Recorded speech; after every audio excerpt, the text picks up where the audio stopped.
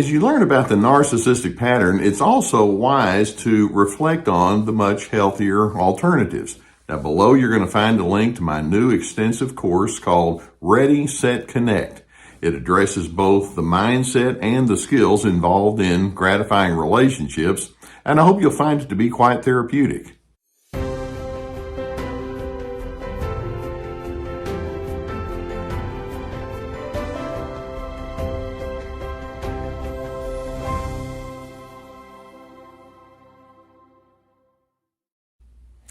There's one thing that we can say with a great deal of certainty, and that is narcissists are constantly in a compensation mode.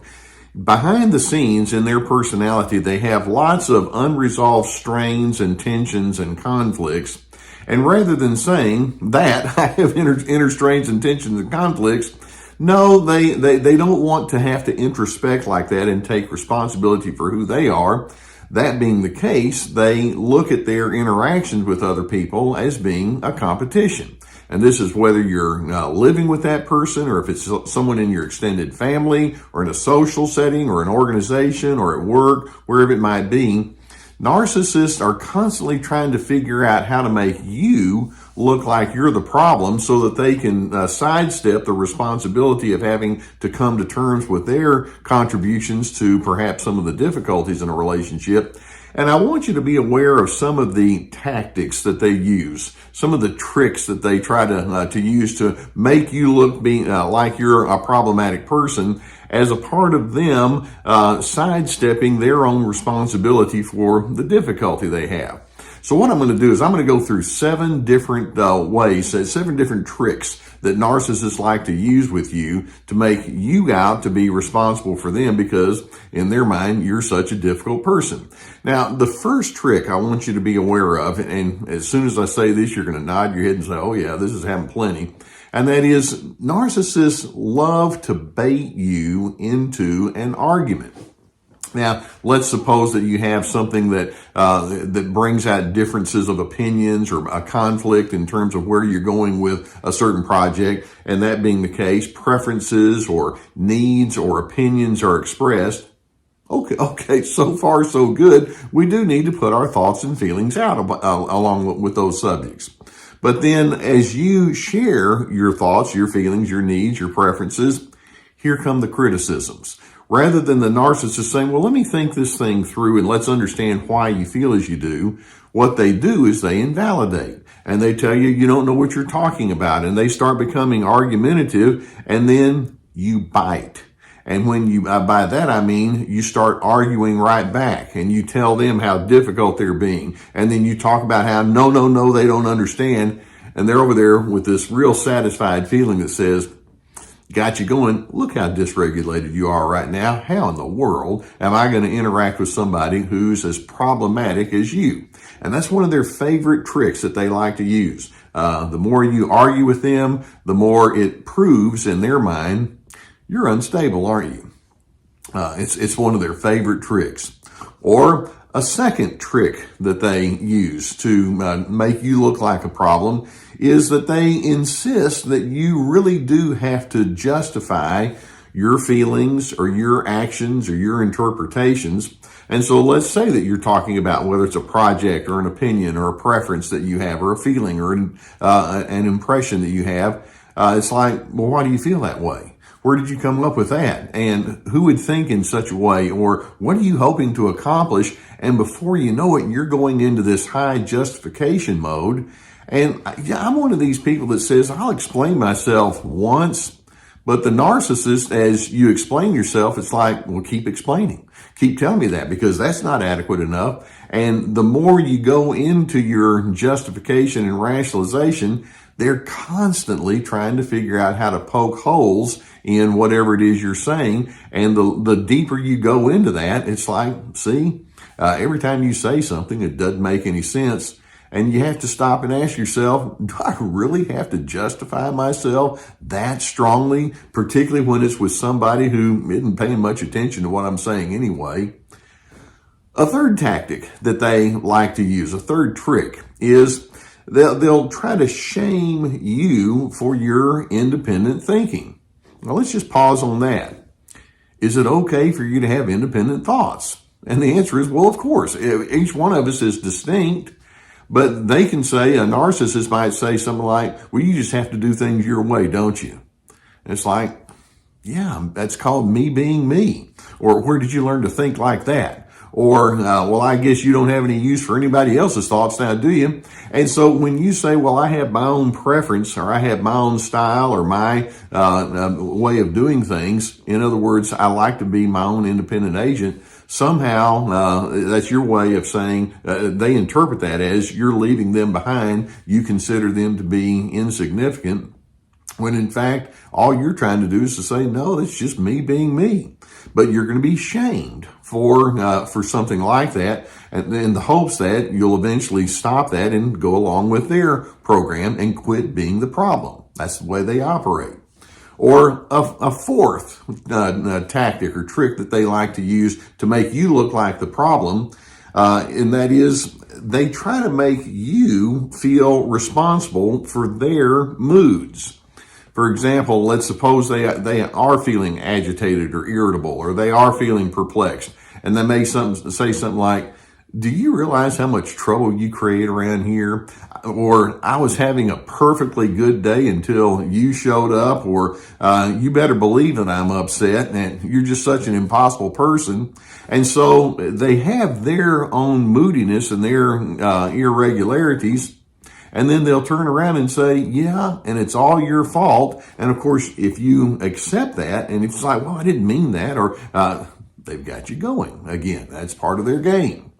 Or a fifth way that they can trick you into looking like you're the problem is they may actually offer lame excuses. For example, let's suppose that they have made a mistake, or they realize that, they were pretty moody or pretty erratic, and they may say something like, yeah, I've been under a lot of stress lately, or I didn't have a good night of sleep, or I was waiting for this person to finish and they didn't come through. So they make lame excuses, and then they blame you for whatever kind of reactions you have. For example, they may say something like, yeah, I've been working on this project for such a long time, and I know that I'm kind of raw, but you're so difficult whenever these kind of things come along, and they'll judge you for not understanding them. Or they may say, hey, you didn't make matters any better because you certainly weren't available when I needed your help. And so rather than just saying, yes, I have a problem, and they accept responsibility, along with their excuse comes that one pivotal word, but. Yeah, I know I have a problem, but you. And so they make it all your fault. Or a sixth way or trick that they use to make you look like you're problematic is they'll actually try to intimidate you when you try to have boundaries. Keep in mind, boundaries is your way of saying, this is who I am, this is where I plan to go, and sticking with your decisions.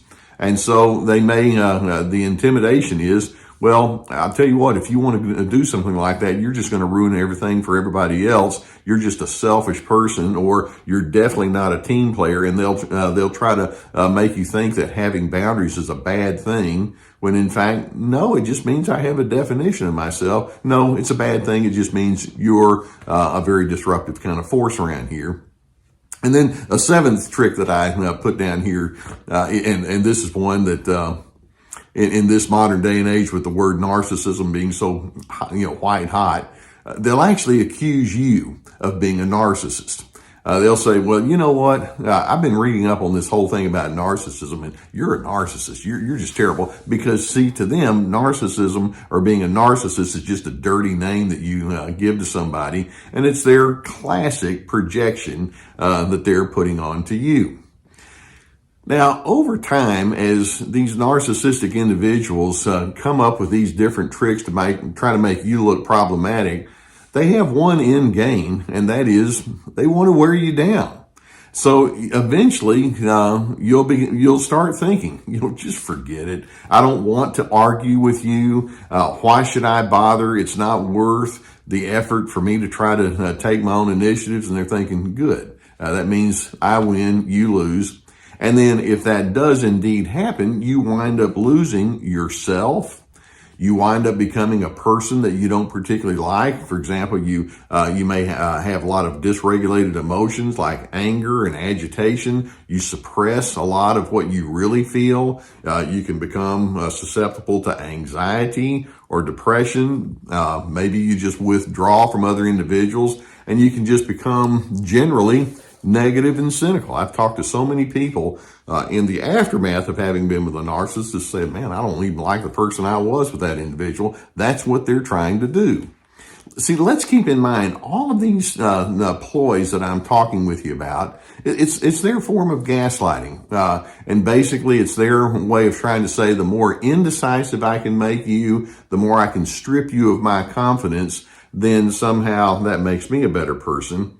But ultimately, I'm hoping you can see that the reason narcissists use these types of tactics and tricks on you is they have to have an adversary. And I want you to think, what's going on with somebody that has to have an adversary? And basically what it tells me is these are people who are adversarial within themselves. They have all sorts of strains and tensions and conflicts that they themselves have not come to terms with, so they project their problems onto you. And every time they say something like, you're stupid, or you're worthless, or you're inept, or you're a contrarian, they're actually giving a backwards confession about who they are. These are the things that they fear. It's their projections onto you. So I'm hoping that you can become very aware of some of the common tricks and tactics narcissists try to use to make you look like you're the problem. And it really does underscore why it's so necessary for you to say, I need to have my own sense of self-esteem and my dignity, my respect, my civility intact, because I know that that's something that the narcissist is going to try to disrupt. And then when they come at you with these tricks of theirs, I'm hoping you can see it in advance and know this is time for me to go bland. I'm not going to go in there and play the game with them. It's called gray rock. I'm pulling back. I'm going to give myself permission to be me. And if they don't understand me, they didn't want to understand me in the first place. I hope that videos such as this can give you some good insight about what you're dealing with. Knowledge is power, and so I'm hoping that you can really feel emboldened as you understand these kind of things. If you've not already done so, I would encourage you to hit the subscribe button so more videos can come in your direction. If you have a need, we have a sponsor that can help you out with online therapy. And I know that in this day and age, that's something that's very common. It's very popular. And below the video here is a link that will take you to our sponsor, who can take you to a team that you get to choose from of therapists that can assist you. And so if that's a need that you would have, I would strongly encourage you to look into that. Also, I've put together courses. I have a new one now. It's called Ready, Set, Connect. It's all about establishing relationships in a healthy direction.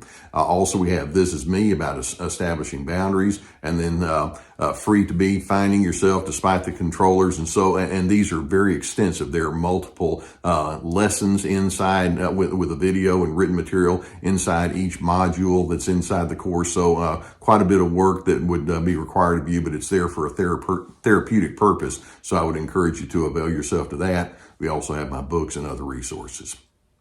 Like I say, narcissists are in a competition and they want to draw you in with these various tricks, but I'm hoping you can be on to them and say, that's not the way I do things. I'm comfortable with who I am. And if they don't like it, well, I'm still comfortable with who I am anyway. I'm hoping you can think like that and you can live as a person of steadiness, and you can be somebody that lives also inside the peace that allows you to find and live in.